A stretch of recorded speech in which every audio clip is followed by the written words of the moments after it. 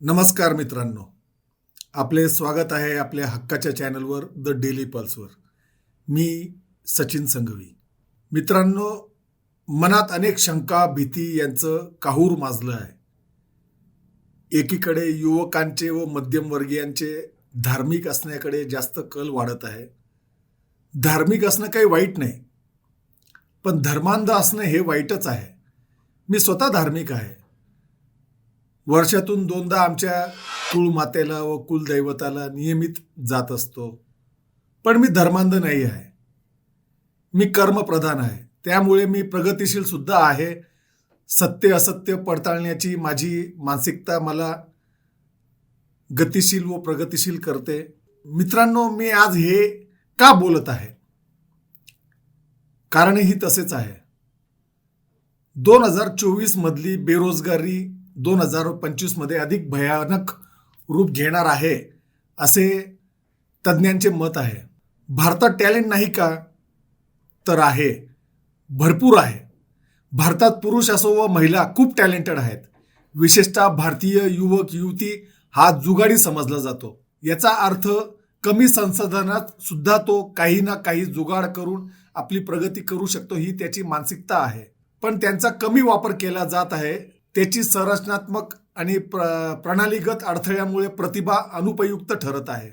एकीकडे सर्वोच्च खर्चामुळे शहरी केंद्रांमधील नोकऱ्यांच्या संध्या कमी होत आहेत, तर ग्रामीण भागात विकासाचा अभाव असल्याने तरुणांना कमी पगारांच्या नोकऱ्यांकडे ढकलले जात आहे. ज्यांची परदेशात जाण्याची कुवत आहे त्यांना उच्च पगाराच्या नोकऱ्या कुशल व्यावसायिकांना परदेशात जाण्यासाठी आकर्षित करत आहेत. एकट्या 2023 मध्ये 2,15,000हून अधिक लोक स्थलांतरित झालेत. एकीकडे महागाई वाढत आहे, त्यामुळे दैनंदिन खर्च वाढत आहे. दुसरीकडे बेरोजगारी, कमी पगार व त्यातही जास्त वेळ काम करणे म्हणजे 12-12 तास काम करणे, यामुळे मानसिक संतुलन बिघडत चालले आहे. वाढत्या राहणीमानाचा खर्च आणि अस्थिर उत्पन्न यामुळे अनेक मध्यमवर्गीय कुटुंबियांसाठी वैयक्तिक कर्ज हा एक लोकप्रिय वित्त पुरवठा पर्याय बनला आहे. 2023च्या सर्वेक्षणानुसार असे दिसून आले की 67% मध्यमवर्गीयांनी त्यांच्या आवश्यक गरजा पूर्ण करण्यासाठी वैयक्तिक कर्जाचा वापर केला आहे.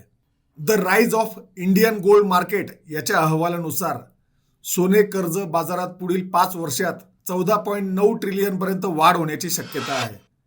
त्यांच्या म्हणण्यानुसार भारतीय कुटुंबाकडे अंदाजे 25,000 टन सोने आहे, जे आर्थिक गरजा दरम्यान कर्ज सुरक्षित करण्यासाठी एक विश्वासार्हता मालमत्ता म्हणून काम करते.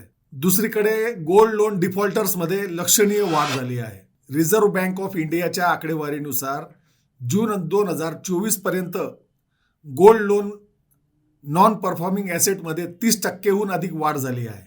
त्या आकडेवारीनुसार नॉन परफॉर्मिंग ॲसेट 6,696 कोटी रुपये झाले आहे, जे फक्त 3 महिन्यापूर्वी 5,149 कोटी रुपये होते. व्यावसायिक बँकांमध्ये सुद्धा 62% वाढ झाली आहे. मार्च 2024 मध्ये 1,513 कोटी रुपयांवरून 2024 मध्ये 2,445 कोटी रुपये झाले आहे. व नॉन बँकिंग फायनान्शियल कंपनी म्हणजे प्रायव्हेट सावकारी कंपन्या जसे मुथूट फायनान्स वगैरे वगैरे यांच्या नॉन परफॉर्मिंग ॲसेटमध्ये सुद्धा लक्षणीय वाढ झाली आहे.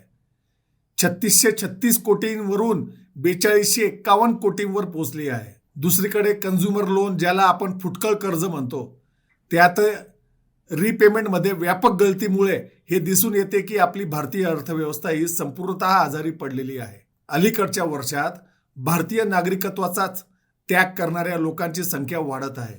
का त्यांना अक्कल नाही आहे का?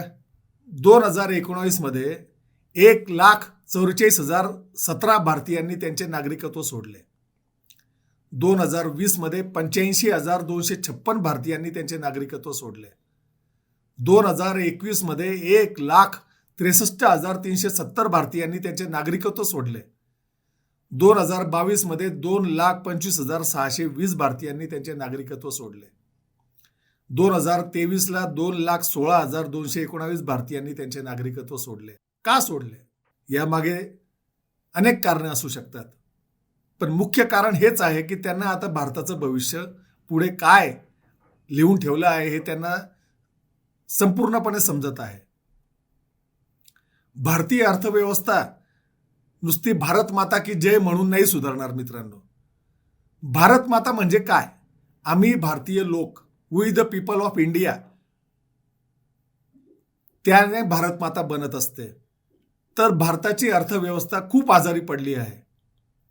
त्याला चांगली करण्यासाठी RSS प्रायोजित कोण्या प्रदीप मिश्रा सारखांचे धर्मांध व्याख्यान ऐकून किंवा राम मंदिरची कलश पूजा यात्रा कामात येणार नाही. ती भटजी शेटजी लोकांसाठी राहू द्या. आपण बहुजन श्रमण परंपरेतून आलो आहोत, त्यामुळे आपण कर्मप्रधान आहोत. भटजी शेटजीची मुलं फक्त असले कार्यक्रम आयोजनात असतात, पण तेथे गर्दी तर बहुजनच करतो व भडकटतो. बाकी भटजीची पोरं मोठमोठ्या IT कंपनीमध्ये, MNC मध्ये उच्च पदावर मोठमोठ्या पॅकेजवर काम करतात व शेटजी उद्योगधंद्यात मस्त आहेत, मस्त कमावत आहेत. त्यामुळे जरा आता तरी सुधरा. खूप झाला तो बट्ट्या बोळ. मी शेटजी नावाच्या प्रजातीतच मोडला जातो, पण तरीही ओरडून ओरडून सांगतोय, कारण नेहरूचा समाजवादाचा किडा माझ्यात वळवळ करत असतो. काही डोक्यात शिरलं तर उत्तमच आहे, अन्यथा भोगा आपल्या कर्माची फळं. नमस्कार, मी सचिन संघवी.